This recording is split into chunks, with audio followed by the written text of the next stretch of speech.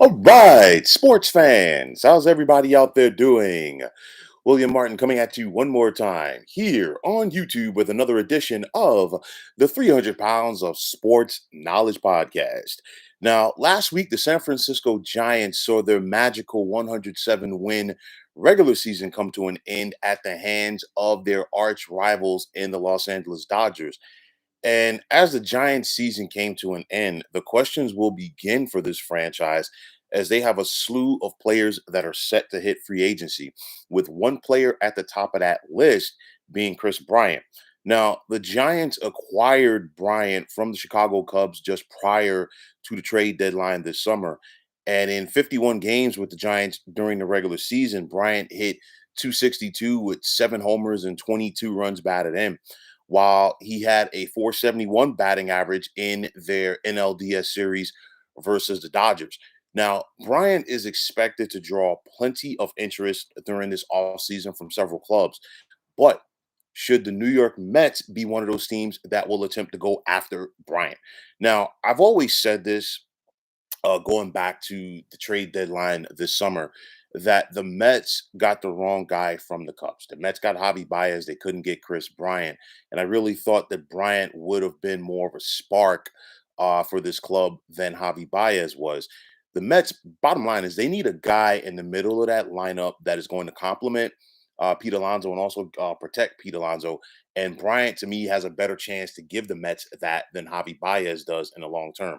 Also, the Mets need to get rid of this buddy ball notion because you're not going to win with it. We saw the Mets acquire Francisco Lindor from the Cleveland Indians during the offseason. And, they gave him a very handsome contract and he did not live up to it. You then bring in Baez, who is Lindor's friend, and it didn't help things. The whole thumbs down controversy between them and Kevin Pillar, in regards to how the fans felt about him. And the bottom line is, if you don't produce, that's the fans are going to let you know how they feel. So I know that the Mets feel like they can bring Baez back. The thing is, you've already you've already hit one speed bump by giving Lindor the long term deal. I think this would be another headache for the Mets should they do that. So the Mets need to go out there and try to figure out, okay, who's going to give them the best opportunity to win. And I think Bryant does that more than Baez. Now, on top of that, you look at Mets owner Steve Cohen. He wants to win and he's willing to spend. And that should definitely catch the eye of Bryant's agent, who is Scott Boras. Because when you think about Scott Boras, he goes out there and gets top dollar and then some for his clients. Now, Bryant can play several positions defensively, which is good, but most importantly, the Mets need his bat. This guy is a former MVP. Also, along with Baez, he did help the Cubs win the World Series in 2016. So, if you're trying to change that culture in that locker room, these are the type of guys that you need. Now, granted, the Mets have some other things that they need to take care of first. First and foremost, they need to find themselves a new president of baseball operations, and it has not been as easy for them as they expected to be. And they'll also have to find themselves a new skipper. But the bottom line is, with the new Mets brain trust, they know that they will have free reign to spend, so money won't be an issue. Brian is definitely going to draw some interest from several of the bigger market clubs this offseason, which means that he's going to get paid. And I do expect the Mets to be in on this.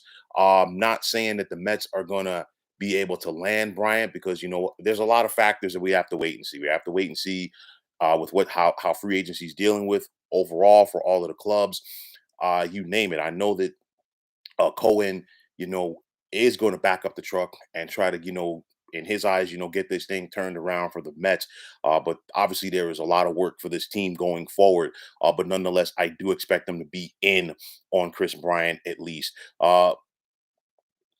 Collectively speaking, it would be nice for the Mets to have a guy like Bryant's caliber. In their lineup. I know that he is 1 year older than Javi Baez. He'll be 30, while Javi Baez will be 29 during the offseason. But nonetheless, the Mets need to find guys who want to go out there and win.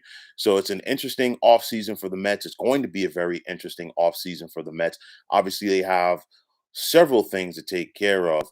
Most notably president of baseball ops, and they have some questions of their own as far as who they're going to keep and who they're going to allow to leave. But nonetheless, for their sake, if they want to turn things around, it would be nice of them to at least make a pursuit of Mr. Bryant. So, folks, that is going to wrap it up. And as always, I want to take this time out to thank you for tuning into the 300 Pounds of Sports Knowledge podcast here on YouTube. I want to take the time out to thank all of you fine folks out there for tuning in. And if you have not already, please feel free to subscribe to this channel. Now, if you're on Twitter, please feel free to follow me at 300 Pounds of Sports. And like I always say, if you follow me, it'll be my pleasure to follow you right back. There's also the sports discussion group on Facebook at the Sports Depot 365. You can check it out, drop a line, and be a part of one of the better sports debating sites going on social media. So, once again, fine folks, my name is William Martin, signing off, saying take care and have yourselves a wonderful day.